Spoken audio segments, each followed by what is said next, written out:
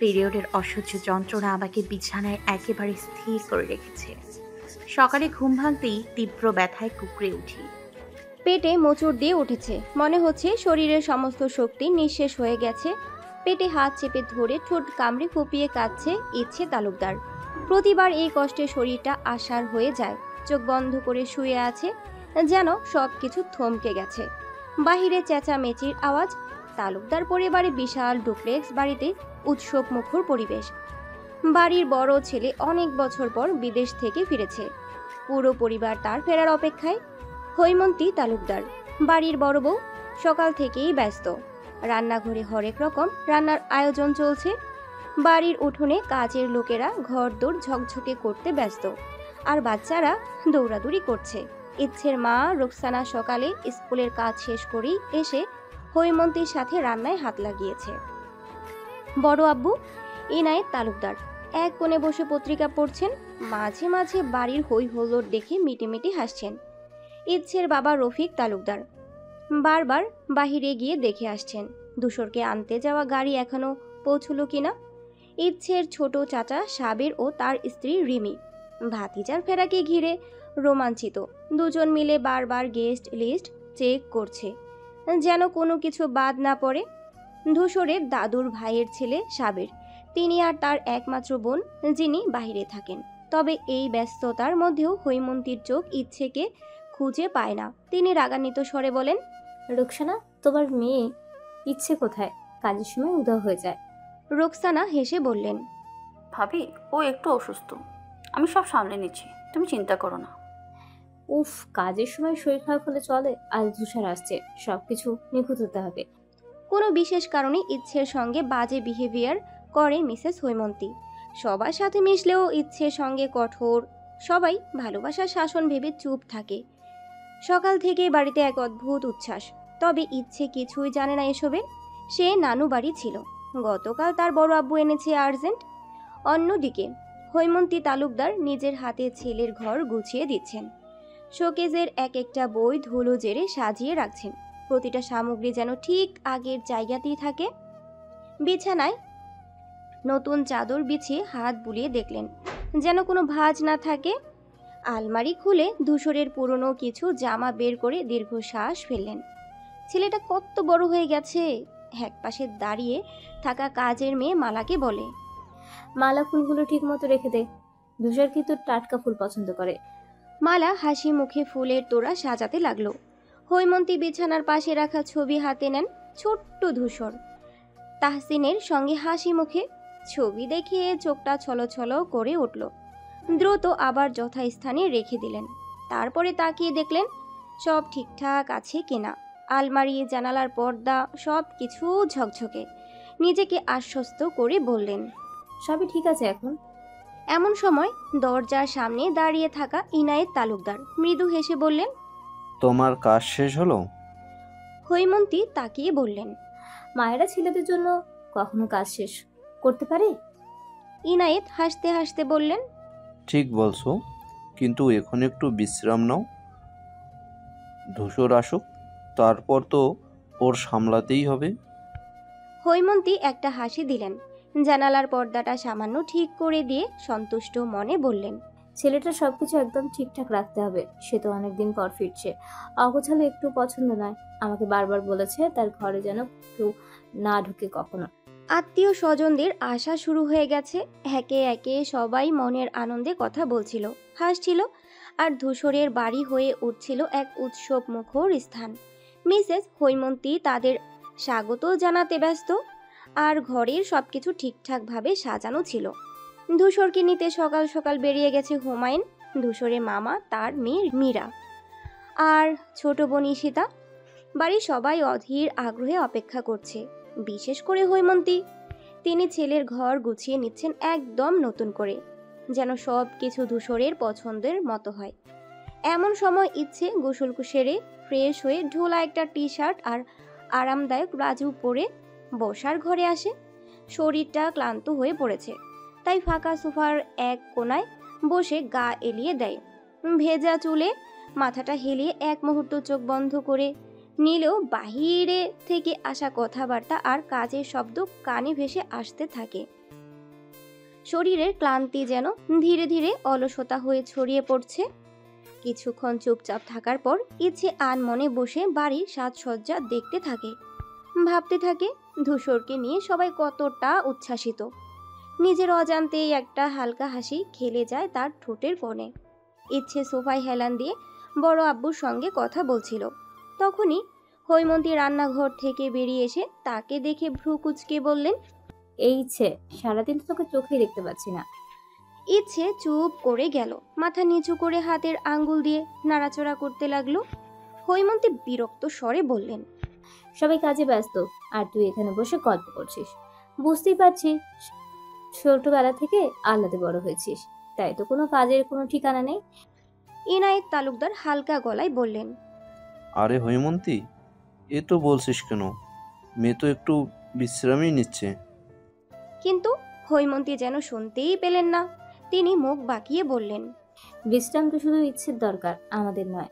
বলেই রান্নাঘরের দিকে চলে গেলেন। ইচ্ছে কষ্টে বুকের ভেতর একটা চাপা দীর্ঘশ্বাস ফেলল।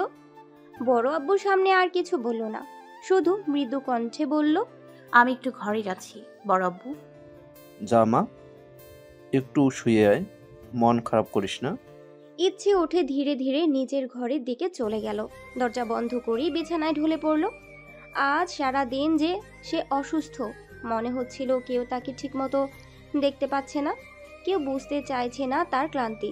চোখের কোণে অশ্রু জমে উঠলেও সে দ্রুত চোখ বন্ধ করে ফেলল। এক রাশ অভিমান নিয়ে আবার ঘুমিয়ে পড়ল। রাত 8টার দিকে ধূসর গাড়ি থেকে নামতেই সবাই ছুটে এলো। প্রথমে রোকসানা, তারপর হৈমন্তী, ইনায়েত, রফিক সবাই একসাথে তার দিকে এগিয়ে এসে তাকে ঘিরে ধরে। মনে হচ্ছিল পুরো বাড়িটাই ধূসরের আগমনে উজ্জ্বল হয়ে উঠেছে। আরে ধূসর, তুই তো আমাদের খুব মিস করিস। রুকসানা মামুনি তার হাত ধরতে ধরতে বললেন, কেমন আছিস ধূসর? ইস, কতটা শুকিয়ে গেছিস, ঠিকমতো খাস না বাবা। বলেই ছেলেকে বুকে জড়িয়ে ধরে কেঁদে ফেলে। ধূসর মায়ের আদরে চুপ করে থাকে। মায়ের বুকের উষ্ণতা এতদিন পর ধূসর অনুভব করতে পারে। রফিক সবার পেছনে দাঁড়িয়ে থাকলেও তার চোখে মিষ্টি হাসি ছিল। এই বাচ্চা, কোথায় ছিলে এতদিন? আমাদের খোঁজ নিতেই পারলি না। এরা সবাই মিলে ধূসরের পাশে এসে দাঁড়িয়ে একে একে তার কাছ থেকে খোঁজ নিলেন। দীর্ঘদিন পর তার ফিরে আসার গল্প শুনতে চাইলেন। ধূসরও হাসি মুখে সবাইকে সান্ত্বনা দিয়ে তার বিদেশের গল্প বলতে শুরু করেন। ধূসর একটু পর নিজের ঘরে ফ্রেশ হওয়ার জন্য উপরের দিকে উঠে গেল। সিঁড়ি বেয়ে উপরে চলে যেতে যেতে সে লক্ষ্য করলো তার পাশের ঘরের দরজাটা খানিকটা খোলা। স্বাভাবিকভাবে সে সেদিকে মনোযোগ দিল না, কিন্তু দরজার ফাঁক দিয়ে কিছুটা ভেতরে দৃশ্য চোখে পড়ল। ভিতরে কেউ ঘুমিয়ে আছে।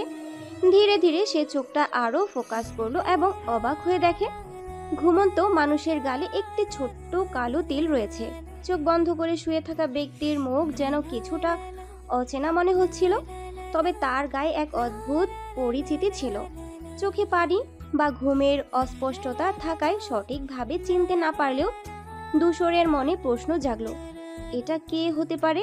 তার এক মুহূর্তের জন্য মনে হলো কিছু একটা ভুল দেখছে সে, কিন্তু তাকে স্বাভাবিক হতে হবে। ধূসর মনে মনে নিজেকে শান্ত করার চেষ্টা করলো, কিন্তু সেই মুখের চিন্তা বারবার তার মাথায় ঘুরছিল। কেউ ছিল, তবে কেমন যেন পরিচিত লাগছিল। হয়তো সে এক মুহূর্তের জন্য ভুল করেছে বা অতিরিক্ত ভাবছে। ধূসর দরজার দিকে ফিরে একটু সরে গেল। তার মনে হচ্ছিল ঘরের ভেতর যারা আছে তাদের মুখ কিছুটা অজানা হলেও এক অদ্ভুত পরিচিতি যেন সেখানে ছিল। তার পা কিছুটা পিছিয়ে গিয়েছিল, কিন্তু সেই মুখের অর্ধেক দেখার পর তার মন আরো ঘোলাটে হয়ে গিয়েছে। সেই ঘুমন্ত মুখটা, গালে ছোট্ট কালো তিলটা কিছু কিছু স্মৃতি ফিরিয়ে আনছিল, তবে তা ছিল অনেকটাই অচেনা, আবার অনেকটাই পরিচিতও। এখনো সে জানে না এই মুখটা আসলে ইচ্ছে ছিল। খাবার টেবিলের চারপাশে সবাই বসেছিল। মীরা, হুমায়ুন, ইনায়েত, ঈশিতা, রফিক, সাবির, রিমা এবং ধূসর সবাই খাবারের পাতে চামচ চালাচ্ছিল আর গুছিয়ে খাচ্ছিল। হাসি ঠাট্টায় মেতে উঠছিল। মাঝে মাঝে কেউ হাসাহাসি করছিল, কেউ আবার গল্পে মজে ছিল। সব কিছু যেন স্বাভাবিক ও শান্তিপূর্ণ মনে হচ্ছিল। এদিকে মালা, হৈমন্তী ও রুকসানা একত্রে খাবার পরিবেশন করছিল। তারা হাসি মুখে খাবারের পাত্রে কিছুটা সাজিয়ে দেওয়ার পর টেবিলের কাছাকাছি নিয়ে আসছিল, যেন তারা জানতো পুরো পরিবার একত্রে বসে খেতে পারলে একটা আলাদা আনন্দ থাকে। মালার হাত ছিল দ্রুত ও দক্ষ, কোনো ধরনের অতিরিক্ত কথা না বলেই সবার প্লেটে সারিয়ে দিচ্ছিল। হৈমন্তী আর রোকসানা মাঝে মাঝে হাসি ঠাট্টা করছিল, তবে পুরো পরিবেশটা যেন খুব স্নিগ্ধ ছিল। সবাই একে অপরের সঙ্গে আনন্দে কাটাচ্ছিল। সবার মধ্যে এক অদ্ভুত সান্নিধ্য ছিল। মীরা হাঁ করে ধূসরকে দেখছিল, তার দৃষ্টি যেন স্থির হয়ে গিয়েছে। ধূসরকে এক সুদর্শন পুরুষ, তার দিকে তাকানো মীরার জন্য সত্যি দায় হয়ে উঠেছিল। সে মনে মনে ভাবছিল, কম দেখছে তো, কিছুই বুঝতে পারছে না, আর বেশি দেখলে বিরক্তির কারণ হয়ে উঠবে। তবুও তার চোখ থেকে ধূসরের মুখ সরানো যাচ্ছিল না। যেন এক অদ্ভুত টান ছিল। ধূসরের দেহের গঠন একদম পরিপূর্ণ, তার শরীর দীর্ঘ এবং শক্তিশালী, যা প্রতিটি সঞ্চালনে তার উপস্থিতি প্রকাশ করে। জিমে কষ্ট করে তৈরি করা পেশি তার হাত এবং বুকের দিকে স্পষ্টভাবে ফুটে ওঠে, তবে তার ঢোলা টি শার্ট সবসময় তার সুরেলা দেহের উপর খাপ খায় না। তার হাতের পেশি যেন ফুলে ফেপে ওঠে, যদিও শার্টের নিচে সেগুলো সম্পূর্ণভাবে ধরা পড়ে না, তবে যখন সে হাত বাড়ায় বা কিছু করে তখন তার পেশিগুলোর সুস্পষ্টতা আরও স্পষ্টভাবে নজরে আসে। তার প্রতিটি গতি যেন প্রশিক্ষিত এবং মসৃণ। তার দেহের পেশিগুলোর প্রতি সচেতনতা এবং নিয়ন্ত্রণে তার দক্ষতা প্রকাশ পায়। তার কোমর এবং পিঠের নিচের অংশ মসৃণ কিন্তু শক্তিশালী, যা তার শরীরের সুষমতাকে নির্দেশ করে। একটু পর মীরা বুঝতে পারল তার অস্বস্তি বেড়ে যাচ্ছে এবং দ্রুত চোখ ফেরালো। তবে ঈশিতা তার দৃষ্টি সেদিকে লক্ষ্য করে হার মুচকি হাসি দিয়ে বলল, মীরা আপু, হাঁ করে কি দেখছো? এভাবে তো মুখে মশা ঢুকবে। তারপর ফিক করে হেসে উঠল। মীরা কিছুটা লজ্জা পেয়ে দ্রুত নিজের চোখ সরিয়ে নিল, কিন্তু তার মুখে একটু গোলাপি আভা ফুটে ওঠে। অন্যদিকে রফিক খাবার শেষ করে সবার আগে উঠে উপরে যেতে নিলে ধূসর বলে ওঠে, চাচ্চু কই যাচ্ছ? এখানে বসো, সবার জন্য গিফট এনেছি, দেখবে চলো। ইচ্ছেকে অনেকক্ষণ থেকে দেখছি না বাবা, মেয়েটা কি করছে একটু দেখে আসি। আর রোকসানা, মেয়ের খাবার নিয়ে উপরে এসো, সারা দিন মেয়েটা কিছু খায়নি হয়তো। অন্যদিকে দুপুরের ঘটনা মনে হতেই ইনায়েত তার স্ত্রীর দিকে তাকায়। মেয়েটি তখন উপরে উঠেছে, এখনও নিচে নামেনি। হৈমন্তী যে কেন এমন করে এখনও অজানা। উপর দিকে ধূসর মনে করে হয়তো পুচকি ইচ্ছু ছিল ওইটা ঘুমিয়ে। রুকসানা এবং রফিক মেয়ের ইচ্ছের ঘরে গিয়ে প্রথমে তার খাবার খাইয়ে দেয়। পরে ইচ্ছে খুবই ক্লান্ত হয়ে পড়ায় রুকসানা ও রফিক তাকে ওষুধ খাইয়ে শুয়ে দেয়। ইচ্ছে একটু শান্ত হয়ে আবার ঘুমিয়ে পড়ে, ঠিক যেমন সেই দিনের মতো। এদিকে ধূসর ও ইচ্ছের দেখা পায় না। তার মনে হয় হয়তো ইচ্ছু আজ একটু বিশ্রাম নিচ্ছে, আর তাই সে নিজেও আর তাকে বিরক্ত না করার সিদ্ধান্ত নেয়। তবে ধূসরের মনে কিছুটা অদ্ভুত কৌতূহল থাকে, কেমন করে মেয়েটি এতটা নীরব থাকে এবং সে তার খোঁজ নিতে একবারও এগিয়ে আসলো না। মধ্যরাতের গভীর নিস্তব্ধতায় হঠাৎ করে মিসেস হৈমন্তীর ঘুম ভেঙে যায় ঈশিতার তড়িঘড়ি ডাকে। ঘুম ভাঙা চোখে অপ্রস্তুতভাবে উঠে বসেন তিনি। কি হয়েছে আবার? ঈশিতা কাঁপা কাঁপা কণ্ঠে বলে, মা, ইচ্ছের শরীর অনেক খারাপ, পিরিয়ডের ব্যথা সহ্য করতে পারছে না, আর সকাল থেকে নাকি কিছুই খায়নি। সব মিলিয়ে শরীরটা একদম ভেঙে পড়েছে, গায়ে কোনো জুড়ি পাচ্ছে না। মামনি তো কেঁদেই যাচ্ছে, কিছুতেই থামাতে পারছি না। বাবা ডক্টরকে কল দিয়েছেন, তুমি তাড়াতাড়ি চলো না। হৈমন্তী ঈশিতার কথা শুনে কিছুটা চিন্তিত হলেও তার মুখের ভঙ্গিতে খুব বেশি উদ্বেগ ফুটে ওঠে না। মেয়েটা এমনিতেই একটু আবেগপ্রবণ, হয়তো তেমন কিছু না। কিন্তু পর মুহূর্তেই ঈশিতা বলে ওঠে, আর মা, ধূসর ভাইও ওখানেই আছে। এই কথা শুনেই হৈমন্তীর চোখ ছানা বড়া হয়ে গেল। ধূসর ছেলেটা আবার কেন? মুহূর্তের মধ্যে তার ভেতরের সব ঘুম উড়ে গেল। কোনো দ্বিধা না করে দ্রুত পায়ে বেরিয়ে পড়লেন। দোতলার করিডোরে নীরবতা, শুধু ঘড়ির টিকটিক শব্দ আর ঈশিতার উদ্বিগ পায়ের আওয়াজ শোনা যাচ্ছে। ইচ্ছের ঘরের সামনে এসে দেখলেন দরজা আধ খোলা, ভেতর থেকে হালকা আলো ফোটায় ফোটায় ছড়িয়ে পড়ছে। ধূসর দরজার এক পাশে চুপচাপ বসে, চোখে চিন্তার ছায়া। ইচ্ছের শীর্ণ কণ্ঠে ক্ষীণ ঘুঙ্গানি শব্দ আসছে।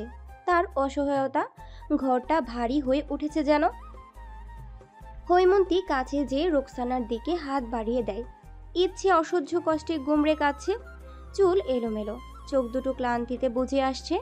হৈমন্তী ইচ্ছেকে বুকে ঝরিয়ে ধরে, ধীরে ধীরে মাথায় হাত বুলিয়ে বলেন, আমার মা কিছু খায়নি কেন?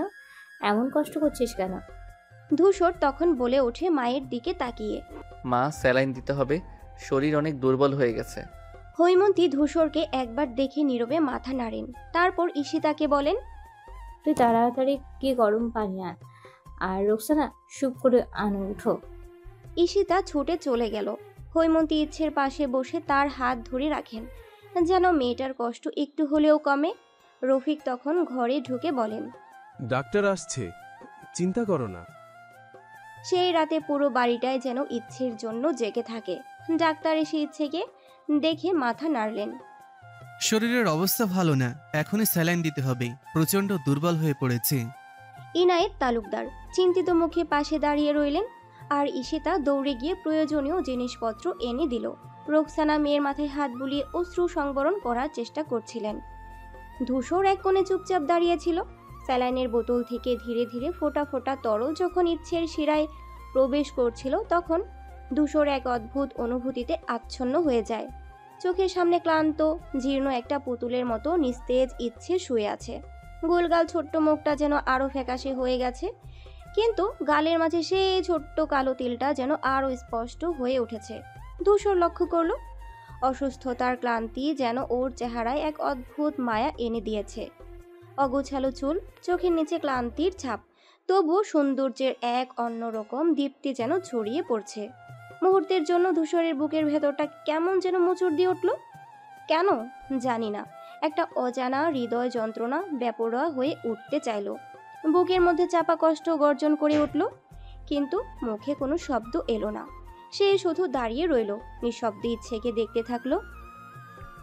কক্ষের নীরবতা কেবল স্যালাইনের ফোঁটা পড়া শব্দে ভেঙে যাচ্ছিল। ধূসর অনুভব করলো অদ্ভুত এক টান তাকে পেছনে থেকে ইচ্ছের দিকে নিয়ে যাচ্ছে। হৈমন্তী ধূসরের দিকে তাকিয়ে বললেন, এতক্ষণ ধরে দাঁড়িয়ে আছো কেন? একটু বসো। ধূসর সামান্য হেসে বললেন, না, আমি ঠিক আছি। রোকসানা মেয়ের পাশে বসে মাথায় হাত বুলিয়ে দিচ্ছিলেন, আর গভীর উদ্বেগ ইচ্ছের নীরব মুখের দিকে তাকিয়েছিলেন। ইচ্ছে তখনও বেহুশ, শরীরের দুর্বলতায় একেবারে নিস্তেজ হয়ে শুয়ে আছে। গভীর শ্বাসের ধীর শব্দ ছাড়া কোনো সাড়া নেই। বাইরে রাত গভীর, পুরো বাড়ি নিস্তব্ধ। একে একে সবাই যে যার ঘরে ফিরে গেছে, তবে রোকসানা মেয়েকে ছেড়ে যেতে পারেননি। রফিক একবার এসে দেখে গিয়েছিলেন, তারপর নিচে চলে গেছেন, কিন্তু তার চোখে চিন্তার রেখা স্পষ্ট ছিল। ধূসর দরজার কাছে চুপচাপ দাঁড়িয়েছিল, ইচ্ছের নিস্তব্ধ মুখের দিকে তাকিয়ে।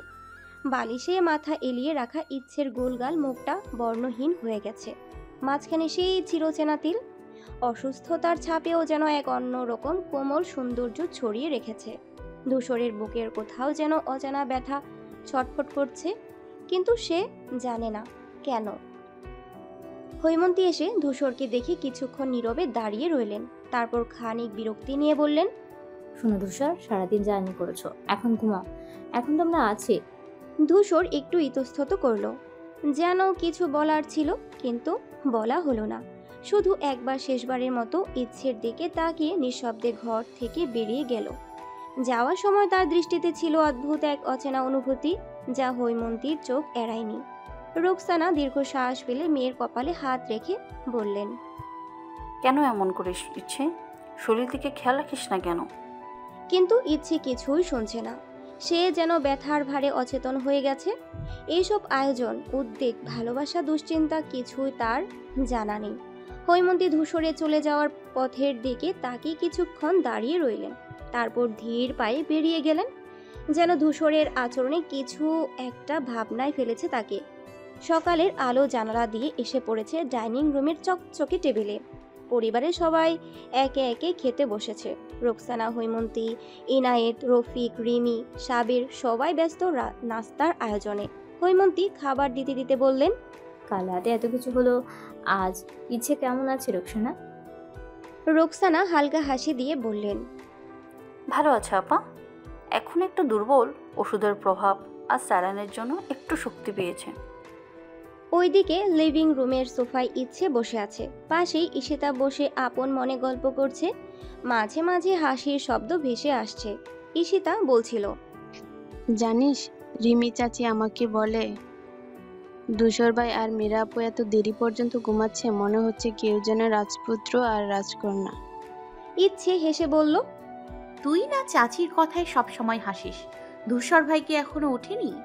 ঈশিতা মাথা নেড়ে বলল, না রে, মীরা আপুকেও এখনো দেখি নাই, এত ঘুম। তাদের কথোপকথনের মাঝে রিমি একগাল হাসি নিয়ে এসে বলল, তোমরা কি আবার দুজনের মিরাকে নিয়ে আলোচনা করছো? আহারে, দুশোর তো সারা রাত জেগেছিল, তোর খোঁজ নিতে ইচ্ছে, আর তুই এখন তার ঘুম নিয়ে হাসাহাসি করছিস? ইচ্ছে একটু অবাক হলো। ধূসর সারা রাত তার জন্য জেগেছিল। মুখে কিছু না বললেও মনের মধ্যে এক অদ্ভুত অনুভূতি খেলা করতে থাকলো। ঈশিতা মুখ টিপে হাসলো আর বলল, আসলে চাচি, ধূসর ভাই তো ভালো, কিন্তু মীরা আপুর তো। রিমি ধমকে স্বরে বলল, বাহ, কি সুন্দর চালাকি চলতেছে, চল তোদের দুজনকে খেতে বসাই। ঈশিতা হেসে বলল, চলো চলো, তোমার দমকে কিছুই বলা যায় না। ওইদিকে খাবার টেবিলে হৈমন্তী ধূসর আর মীরার অনুপস্থিতি নিয়ে রুকসানাকে বললেন, আজকাল ছেলেমেয়েরা কেমন অলস হয়ে গেছে, এই সময়ও ঘুমিয়ে আছে, কি ব্যাপার? রফিক হাসতে হাসতে বলল। ওদের উঠিয়ে আনবো? ইনায়েত হাত তুলে বললেন, থাক, উঠবে, আজ তো শুক্রবার, একটু বেশি ঘুমাক। সবাই হাসির মাঝে নাস্তার ব্যস্ততায় মেতে উঠল, আর ইচ্ছে সোফায় বসে ঈশিতার সঙ্গে খুনসুটিতে মেতে রইল। ধূসরের কথাটা বারবার মনে করলেও মুখে কিছু বলল না। ইচ্ছেও ঈশিতা খেতে বসেছে। টেবিলে নানা রকম খাবারের আয়োজন। রোকসানা যত্ন করে ইচ্ছের প্লেটে কিছু তুলে দিতে গিয়ে বললেন, বেশি খেতে হবে মা, শরীর ঠিক করতে হবে। ইচ্ছে মাথা নিচু করে ছোট্ট করে হাসলো আর ঈশিতার পাশে বসে খুনসুটি করতে লাগলো। এমন সময় ধূসর নিচে নামলো। সবে গোসল সেরে এসেছে সে। তার ভেজা চুল থেকে এখনো পানি পড়ছে। সাদা শার্টের কলার ভিজে গায়ে লেগে আছে। ফ্রেশ লুকটা যেন আরো আকর্ষণীয় লাগছে। ধূসর হাতে তোয়ালে চুল মুছতে মুছতে টেবিলের দিকে এগিয়ে গেল। ইচ্ছে যখন প্রথমবার ধূসরকে দেখছিল, তখন তার মনে পড়ে গেল গত রাতের তার অদ্ভুত অবয়ব, মুখে এক অদ্ভুত চিনা আর দৃষ্টি। দরজায় দাঁড়িয়ে থাকা সেই পুরুষের চেহারায় যেন ঠিক কল্পনার মতোই ছিল, যেন তার চোখের পলক ফেলতে ভুলে গিয়েছে। চোখের গভীরতা ছিল যা ইচ্ছেকে বিভ্রান্ত করে দেয়। তার সৌন্দর্য, তার উপস্থিতি, সবকিছু যেন ইচ্ছের মনে এক ধরনের অদ্ভুত প্রশান্তি ও কাঁপন তৈরি করছিল। প্রথমবার সে ভাবল, এত সুন্দর একজন পুরুষকে দেখার পর আর কিছু ভাবা যায় না। ইচ্ছে এক ঝলক তাকে চোখ নামিয়ে নিল, আর ঈশিতা তো ঠিক থাকতে পারল না, ফিস ফিস করে বলল, দেখেছিস ইচ্ছে? আহারে, আমার বাইরে কোনোদিন এভাবে দেখেছি? সব সময় কল আর কল। ইচ্ছে হেসে বলল, চুপ কর তো, খা চুপচাপ। ঠিক তখনই সিঁড়ি দিয়ে নিচে নামলো মীরা। শর্ট একটা টপস আর টাইট ফিটিং জিন্স পরে বেশ আত্মবিশ্বাসী ভঙ্গিতে আসছিল। তার সাজগোজ যেন একটু বেশি জাঁকজমকপূর্ণ মনে হচ্ছিল। মীরা লম্বা চুল এলোমেলোভাবে পড়েছে কাঁধে, ঠোঁটে হালকা লিপস্টিকের আভা, আর টপটা এমনভাবে টাইট যে ঈশিতা তখন আর চুপ থাকতে পারল না। ইচ্ছের কানে ফিসফিস করে বলল, এই দেখ কি স্টাইল! নাস্তার টেবিলে আসছে নাকি র্যাম্পে হাঁটতে নেমেছে? ইচ্ছে ঈশিতাকে ধমক দিয়ে বলল, এইভাবে বলিস না রে, সবাই শুনতে পাবে। ঈশিতা হাসতে হাসতে বলল, আরে শুনুক না, আমি তো সত্যিটাই বলছি। ধূসর ভাই একটু পর যদি তাকিয়ে দেখে তো বুঝবি। ধূসর তখন টেবিলে বসে গম্ভীর মুখে খেতে শুরু করেছে। তার সামনে মীরা জায়গা নিয়ে ধীর পায়ে বসলো। ঈশিতা আবার ফিসফিস করে বলল, এইবার ভাইয়ের ফোকাসটা দেখ। ইচ্ছে কাঁধে একটা আলতো ধাক্কা দিয়ে বলল, তুই খুব খারাপ। হৈমন্তী তখন ধূসরকে বললেন, রাতে ভালো ঘুম হয়েছিল? ধূসর হালকা হেসে বলল, জি মা, ভালোই হয়েছে, আজ অনেক দেরি হয়ে গেল উঠতে। মীরা তখন ধূসরকে উদ্দেশ্য করে বলল, তাহলে ব্রেকফাস্ট ভালো করে এনজয় করো ধূসর। ট্রিপে কিন্তু অনেক মিস করেছি তোমাকে। ঈশিতা চোখ উল্টে বলল। উফ, অভিনয় দেখতে হবে নাকি? ইচ্ছে হাসি চেপে খেতে লাগলো আর মনে মনে ভাবলো। ধূসর ভাই কি আদৌ সবকিছু খেয়াল করে? অন্যদিকে বাকি সবার খাওয়া শেষ হলো। তারা ধীরে ধীরে লিভিং রুমে চলে যায়। হৈমন্তী, রফিক, ইনায়েত, রোকসানা সবাই নিজেদের মধ্যে গল্পে মেতে ওঠে। বাড়ির পরিবেশটা যেন প্রাণবন্তর হয়ে ওঠে, যেন অনেক দিন পর সবাই একসঙ্গে বসেছে। তবে খাবার টেবিলে তখনও 4 জন বসে আছে, ধূসর, মীরা, ইচ্ছে আর ঈশিতা। ধূসর ধীর গতিতে খাচ্ছে, যেন কোথাও তাড়া নেই। মীরা পাশে বসে চুপচাপ খাচ্ছে, মাঝে মাঝে ধূসরের দিকে তাকিয়ে আবার চোখ সরিয়ে নিচ্ছে। ঈশিতা মুখে হালকা হাসি ধরে রেখেছে, কিন্তু তার নজর সবসময় মীরার দিকে, যেন নতুন কিছু খুঁজে বের করার চেষ্টা করছে। ইচ্ছে খাবারের সঙ্গে খাচ্ছিল, চামচ দিয়ে ধীরে ধীরে নাড়াচড়া করছিল প্লেটে রাখা ভাত। সারা রাতের অসুস্থতা আর ক্লান্তির ছাপ এখনো চোখে মুখে স্পষ্ট, মুখটাও যেন ফ্যাকাশে হয়ে আছে। তখন হঠাৎ ধূসর ইচ্ছের দিকে না তাকিয়ে নিষ্পৃহ স্বরে বলে উঠল, শরীর কেমন এখন ইচ্ছে? ধূসরের কণ্ঠস্বর শুনে ঈশিতা হালকা হাসলো, আর মীরা ভ্রু কুঁচকে তাকালো ইচ্ছের দিকে। ইচ্ছে চমকে উঠে সামান্য অপ্রস্তুত হয়ে বলল, ভালো ভালো আছি। ধূসর তখনও চোখ তুলে তাকালো না, হাতের চামচটা আস্তে আস্তে প্লেটে রেখে বলল, ঠিক মতো খাও, শরীর দুর্বল হয়ে পড়েছে, এইভাবে না খেলে আবার অসুস্থ হয়ে পড়বে। ঈশিতা ফিসফিস করে ইচ্ছের কানে বলল। দেখলি কি কেয়ারিং। ইচ্ছে মুখ নিচু করে লজ্জায় খাবার গিলে নিল, আর মনে মনে ভাবল, ধূসর কি আসলেই ওর জন্য চিন্তা করে, নাকি এ শুধু একরকম ভদ্রতা। মানুষটার সাথে যে তার সাক্ষতা এতটা এগোয়নি, কখনো ফোনে কথা হয়েছে শেষ কবে মনে নেই। অজানা কারণে ধূসরকে সে এড়িয়ে চলতো। মীরা তখন হালকা গলায় বলল, ইচ্ছে ঠিক হয়ে যাবে, আমি ওর ঠিক মতো খাই নাই, কিছু হয় না। ধূসর কপালের ভাঁজ স্পষ্ট করে মীরার দিকে তাকালো। সবাই এক নয় মীরা, ইচ্ছে ছোট, ওর যত্ন দরকার। মীরা ঠোঁট কামড়ে কিছু বলতে গিয়েও চুপ হয়ে গেল। ঈশিতা চুপি চুপি বলল, কি দারুণ ব্যাটিং দিল, হা। ইচ্ছে একগাল লজ্জা নিয়ে খাবার খেতে লাগলো, আর ধূসর তার খাওয়ার মন দিল যেন কিছুই হয়নি। ধূসর খাওয়া শেষ করে ধীর পায়ে উঠে লিভিং রুমের দিকে এগিয়ে যায়। লিভিং রুমে ইনায়েত, রফিক এবং সাবের বসে গল্পে মেতেছিল।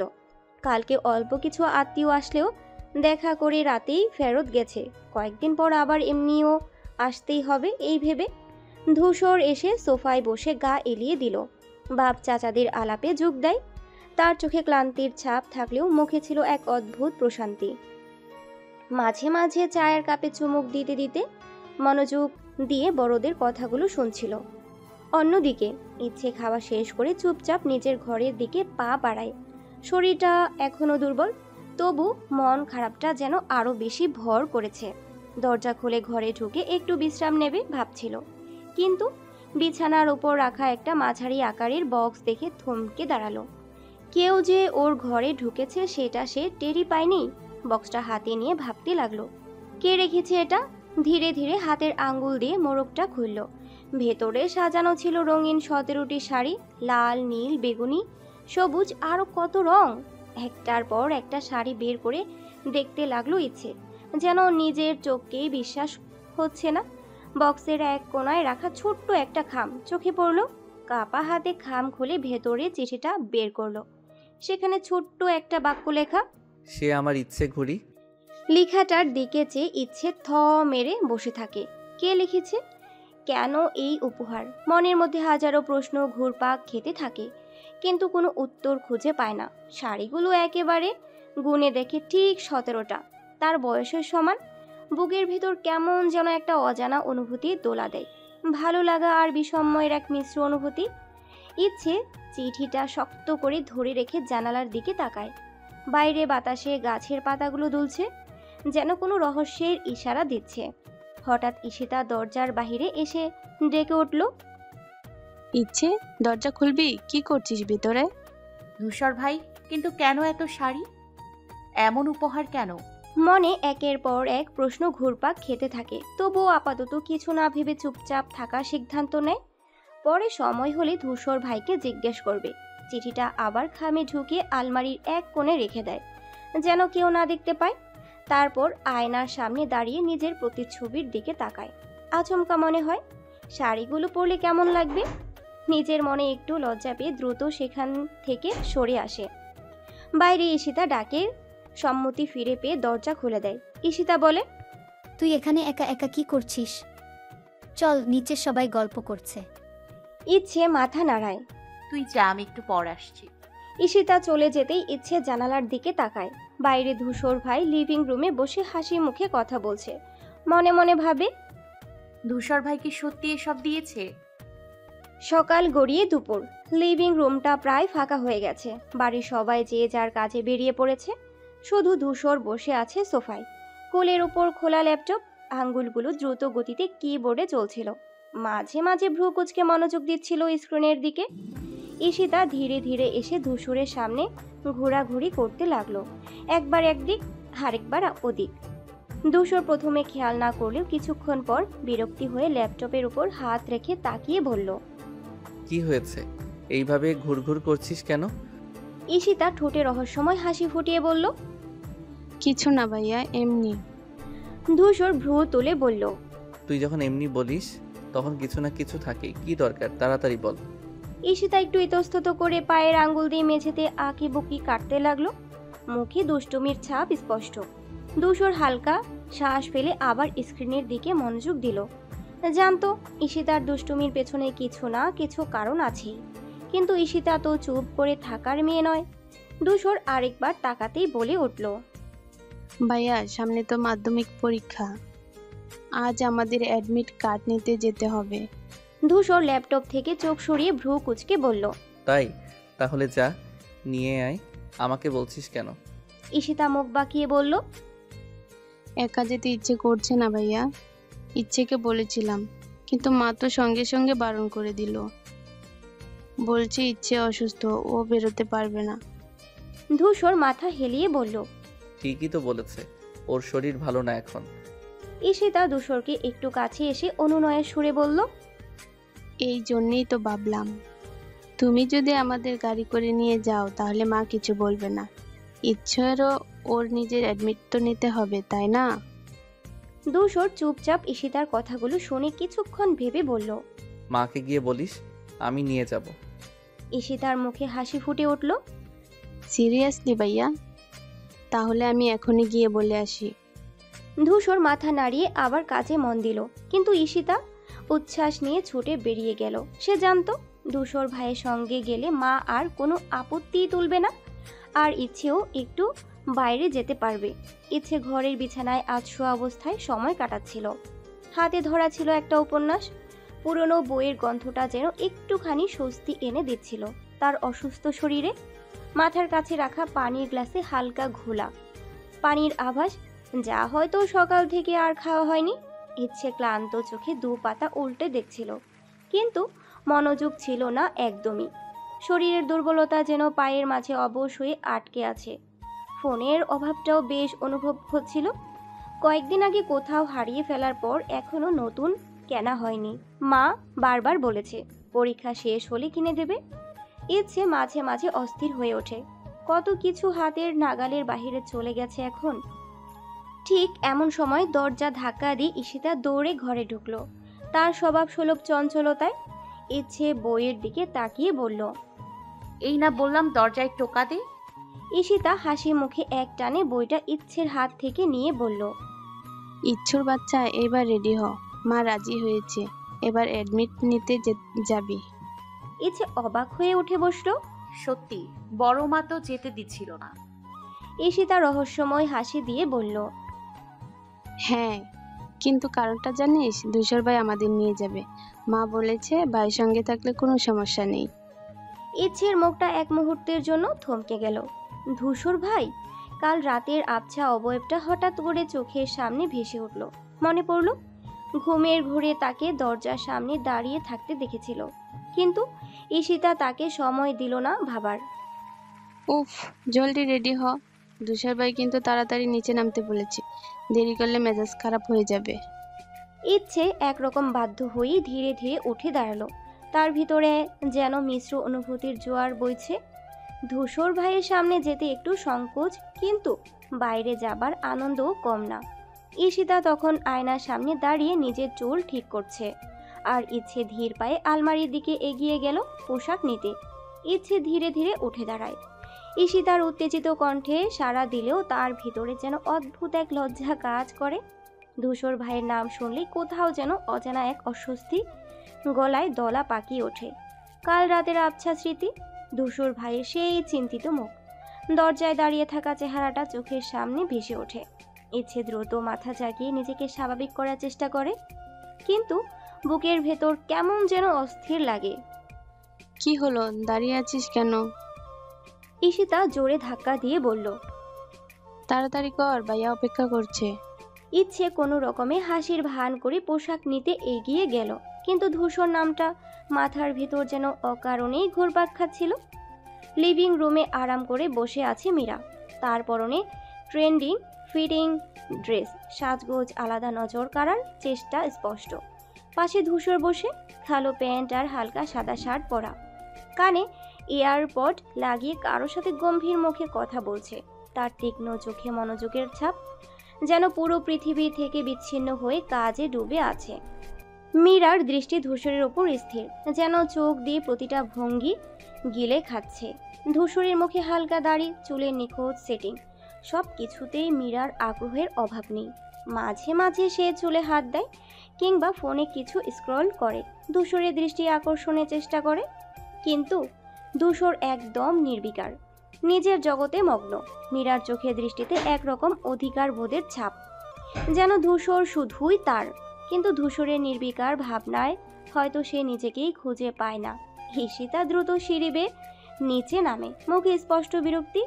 মীরার গতিবিধি তার চোখ এড়ায় না। কিভাবে তার ভাইকে চোখ দিয়ে গিলে খাচ্ছে সেটা দেখে তার রাগ যেন আরো বেড়ে যায়। ঈশিতার হাত মুষ্টিবদ্ধ হয়ে আসে। ইচ্ছে পাশে দাঁড়িয়ে থাকায় কিছুটা শান্ত থাকার চেষ্টা করে। ইচ্ছে ধীর পায়ে নামছে, পরনে সাদা ফুল স্লিভ গ্রাউন্ড, ওড়নাটা গলায় ফেলা, দুপাশের ঝুলে পড়ছে, চুলগুলো খোলা, এক পাশে এলোমেলো ভাবে ঠেকে আছে। অসুস্থতার ছাপ মুখে স্পষ্ট হলেও তার সহজ সরল সৌন্দর্য যেন সব কিছুকে ছাপিয়ে যাচ্ছে। ঈশিতা পাশে দাঁড়িয়ে গুনগুন করতে থাকলেও ইচ্ছে চুপচাপ, চোখ নিচু। ঠিক তখনই ধূসর এক মুহূর্তের জন্য ঈশিতার দিকে তাকায়, আর পাশে ছোট্ট পুতুল দৃশ্য ইচ্ছের দিকে নজর পড়ে। গোলগাল মুখ, গালের পাশে ছোট্ট তিল, অসুস্থতার ক্লান্তি মিশে গেলেও যেন এক অদ্ভুত মায়াবী ভাব ফুটে উঠেছে। ধূসর এক মুহূর্ত চুপ করে থাকে, যেন কিছু চিন্তা করার চেষ্টা করছে।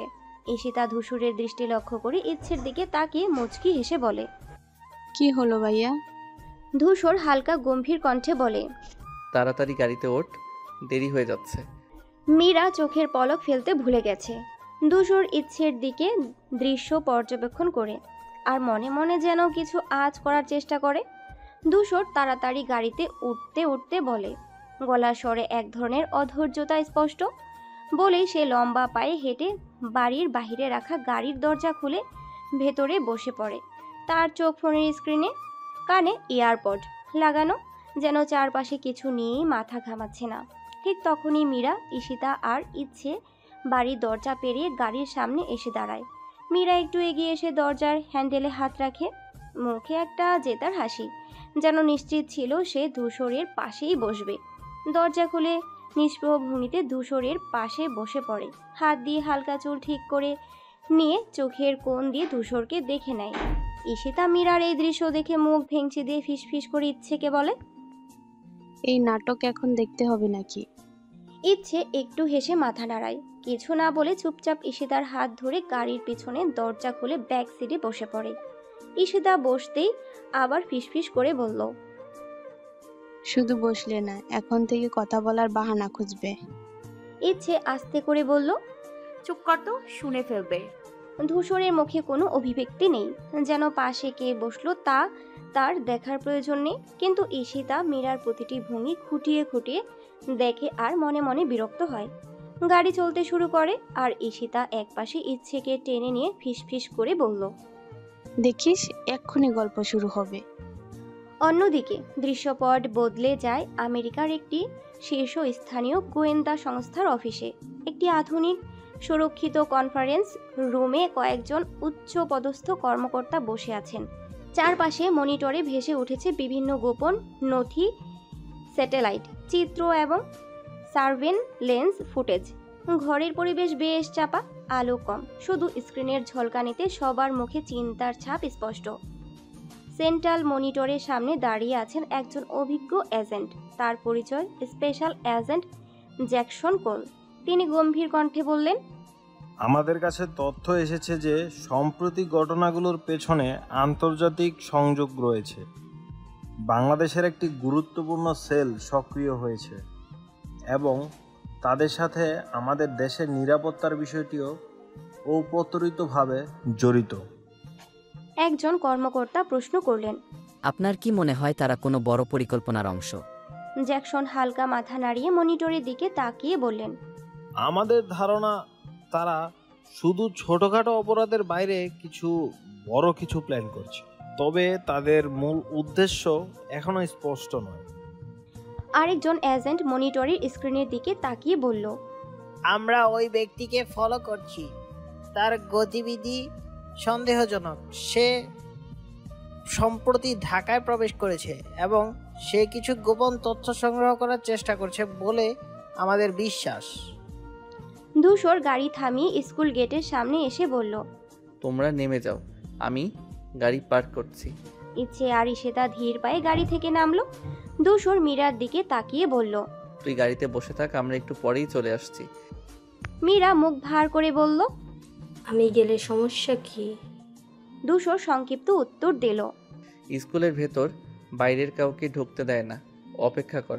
মীরা আর কিছু না বলে গাড়িতে বসে রইল, মুখে অসন্তোষের ছাপ স্পষ্ট।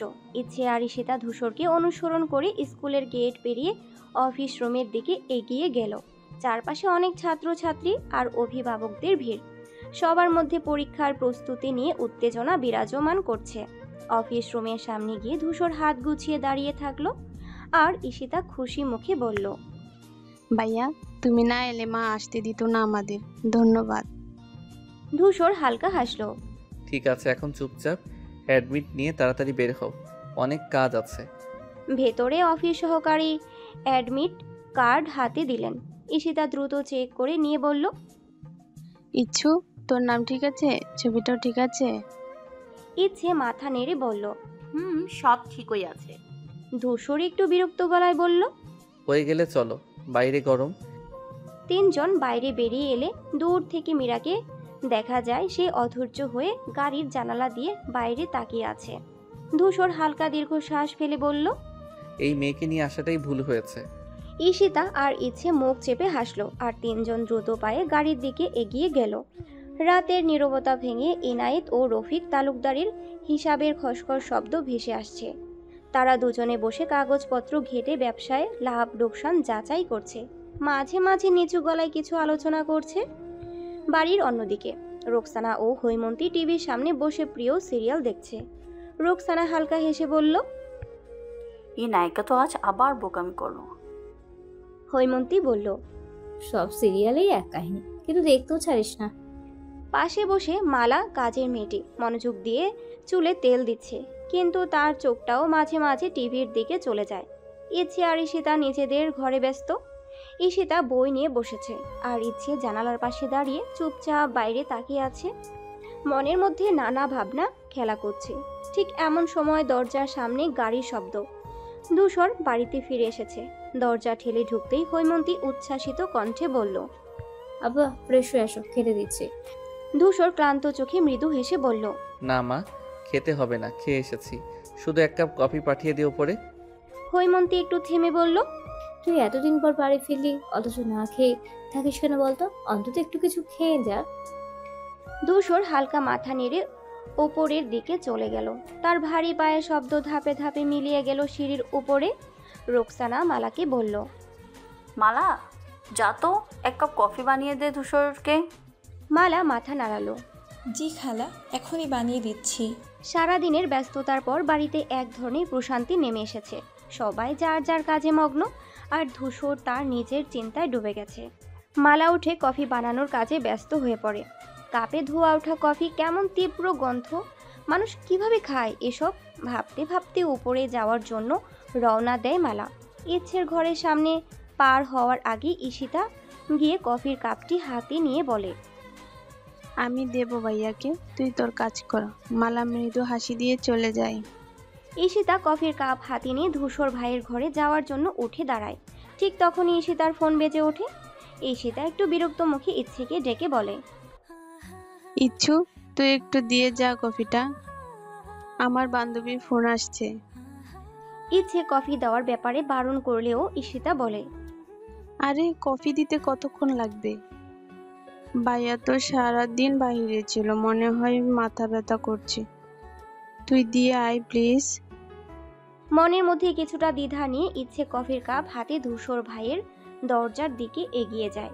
দরজার সামনে দাঁড়িয়ে নক করে, কিন্তু ভেতর থেকে কোনো সাড়া আসে না। একটু ধাক্কা দিয়ে দরজা খুলে ঢুকতেই ধূসর ভেতর থেকে দরজা খুলে বাহিরে আসছিল। দুজনেই একে অপরকে না দেখতে পেয়ে ধাক্কা লাগে, আর ইচ্ছে ধূসর ভাইয়ের বুকে গিয়ে বাড়ি খায়। কফির কাপ হাতে থাকায় কিছুটা কফি ফ্লোরে ছিটকে পড়ে। ধূসর তৎক্ষণাৎ পেছনে সরে গেল, আর ইচ্ছে হাত দিয়ে নিজেকে সামলে দাঁড়ানোর চেষ্টা করে। ধূসর কিছুটা বিস্মিত হয়ে বলে উঠল, তুমি এখানে কেন?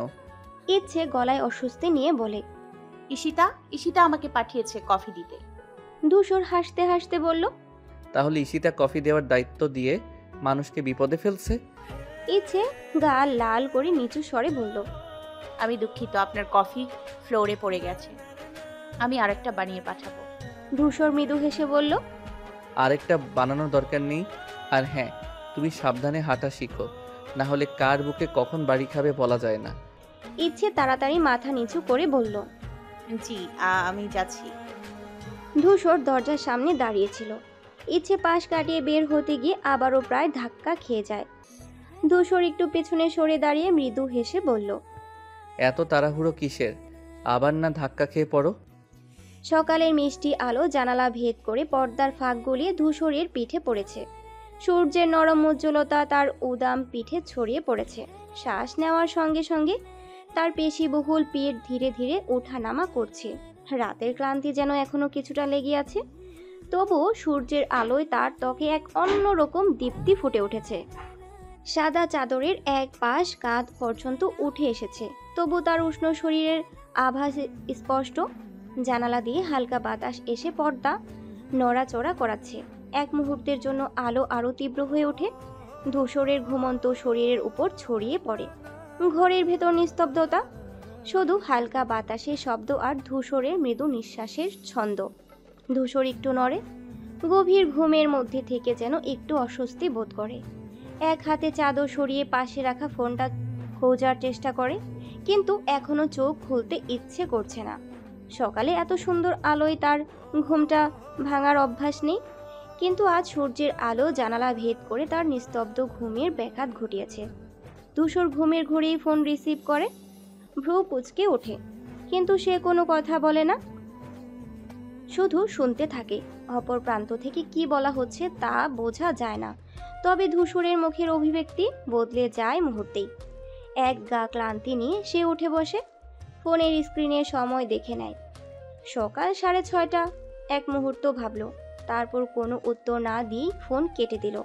মাথা ঝাঁকিয়ে যেন নিজের ধৈর্য ধরে রাখার চেষ্টা করে, তারপর ধীর পায়ে উঠে দাঁড়িয়ে বাথরুমের দিকে এগিয়ে যায়। দরজা বন্ধ হতেই আয়নার সামনে দাঁড়িয়ে নিজের প্রতিবিম্বের দিকে তাকালো কয়েক মুহূর্ত। ঠান্ডা পানি ছিটা দেয় মুখে, নিজের মনকেও শান্ত করার চেষ্টা করে। কেউ যেন অপেক্ষা করছে তার জন্য। আজকের সকাল আর 5টা সকালের মতো স্বাভাবিক নয়, এটা ধূসর খুব ভালোভাবেই বুঝতে পারছে। সকালটা একটু অন্যরকম, ব্যস্ততায় কাটাচ্ছে। ধূসরের নানি আসবেন বলে বাড়িতে একটা আলাদা উচ্ছ্বাস কাজ করছে। রান্নাঘর থেকে নানা রকম সুগন্ধ ভেসে আসছে। মাংসের ঝোল, সবজি, পোলাও, সাথে মিষ্টান্নও তৈরি হচ্ছে। হৈমন্তী নিজেই তদারকি করছেন, পাশে মালা সাহায্য করছে। রোকসানা স্কুলে চলে যাওয়ায় বাড়ির ভার এখন হৈমন্তীর ওপর। কড়াইতে মশলা কষাতে কষাতে মালাকে বললেন, মালা, মাছগুলো ভালো করে কেটে ধুয়ে দে, না নিয়ে আসলে পছন্দের ইলিশ রাখবো। মালা মাথা নেড়ে কাজে মনোযোগ দিল।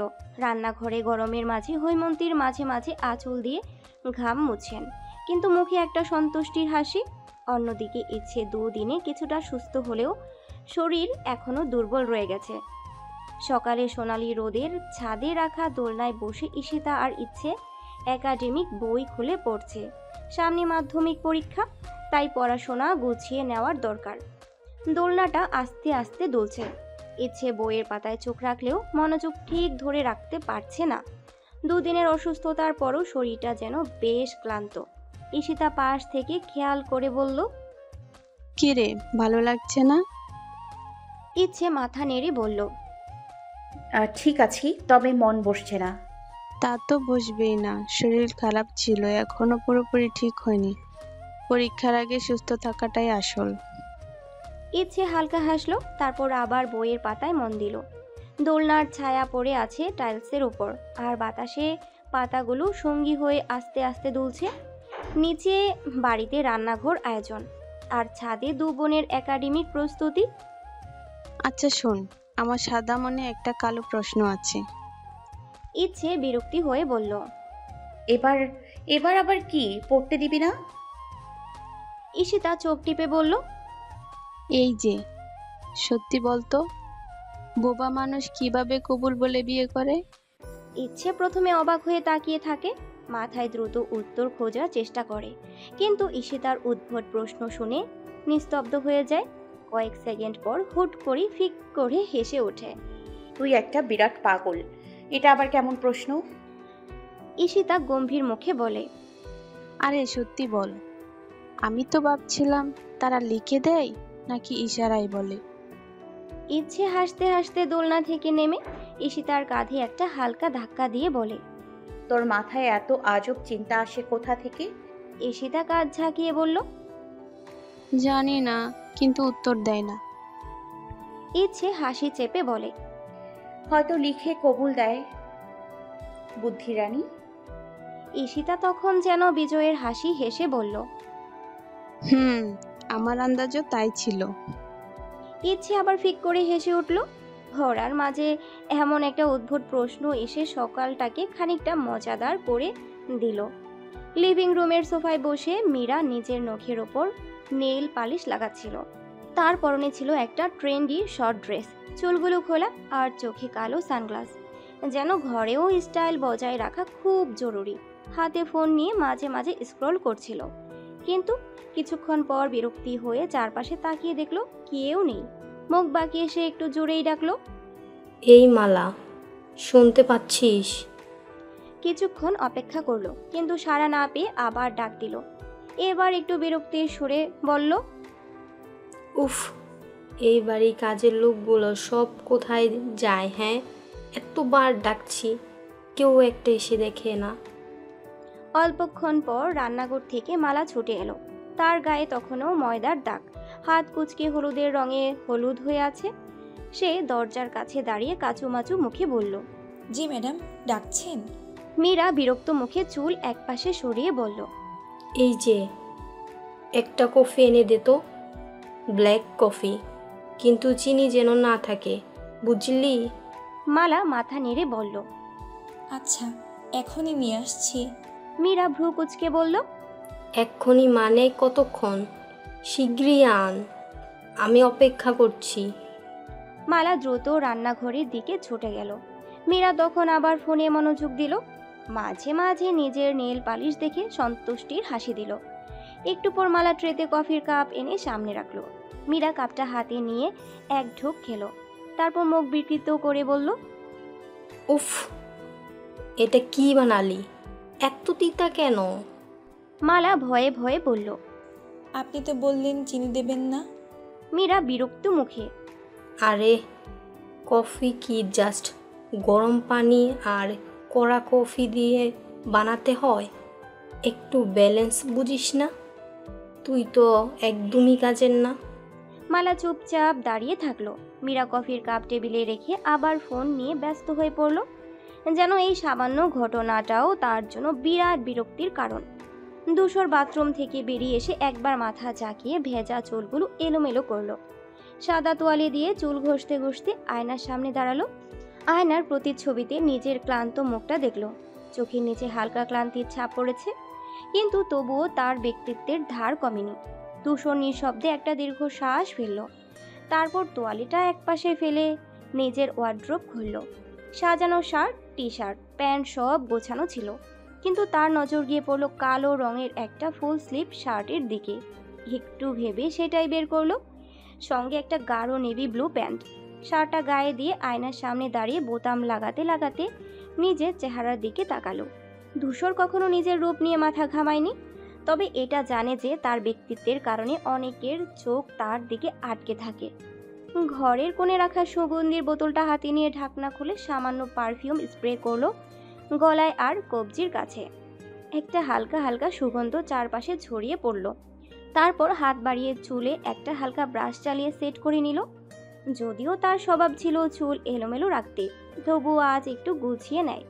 তারপর ওয়ালেট কিছু টাকা গুছিয়ে নিল, সঙ্গে গাড়ি চাবিটাও তুলে নিল টেবিল থেকে।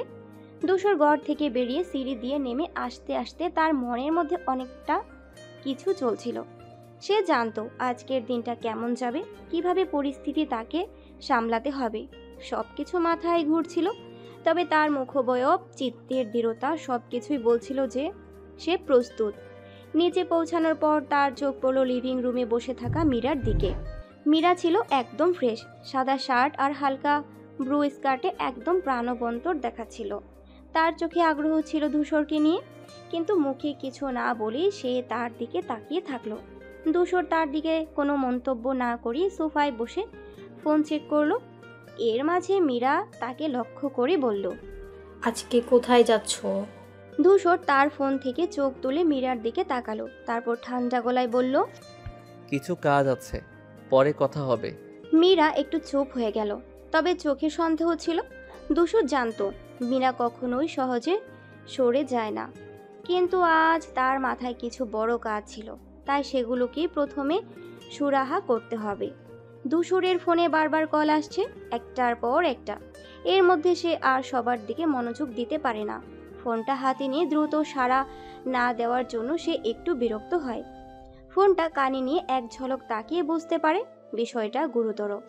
ফলে সে দ্রুত উঠে সদর দরজার দিকে এগিয়ে যায়। তবে পিছন থেকে হৈমন্তী বলে, ধূসর খেয়ে যা বাবা, এসে থেকেই তো বাড়িতে থাকছিস না কেন? কিন্তু ধূসর কোনো জবাব না দিয়ে সামনে এগিয়ে যেতে থাকে। হৈমন্তী এক মুহূর্ত অবাক হয়, কিন্তু কিছু বলে না। দুপুরের দিকে ধূসরের বাড়ি একেবারে প্রাণবন্তর হয়ে ওঠে, কারণ আত্মীয় স্বজন সবাই একত্রিত হয়েছে। বাড়ির ভেতরে যেন এক আনন্দের উল্লাস, গুঞ্জন আর হাসি ঠাট্টার ভিড়ে সবার নজর চলে যায় ধূসরের নানি হুমায়রার বিবির দিকে। বয়স পেরিয়ে গেলেও তার শরীরে এক অদ্ভুত শক্তি রয়েছে, যেন বয়সটা তার উপর প্রভাব ফেলতে পারেনি। তিনি সোফায় বসে আছেন, হাতে পান পাতা নিয়ে চিবিয়ে চলছেন আর মাঝে মাঝে তা নিয়ে কথা বলছেন। হুমায়রা বিড়বিড় চোখে তার দীর্ঘ জীবনের অভিজ্ঞতা এবং অর্জনের ছাপ রয়েছে। তার কথায় লুকিয়ে আছে বহু কষ্ট, সংগ্রাম এবং জয় পরাজয়ের গল্প। তিনি যখন কথা বলেন তখন সবাই যেন মনোমুগ্ধ হয়ে শুনতে থাকে। তার উপস্থিতি এমন যে কেউ তার কাছ থেকে কিছু না কিছু শিখতেই চায়। বয়সের সাথে সাথে তার জীবন আরও সমৃদ্ধ হয়েছে, আর সেই সমৃদ্ধি তার কথায়, দৃষ্টিতে এবং চলনে প্রতিফলিত হয়। আত্মীয়রা একে অপরের সাথে কথা বলছে। ধূসরের মামা মামি, পরিচিত মানুষ হাস্যরসে ব্যস্ত।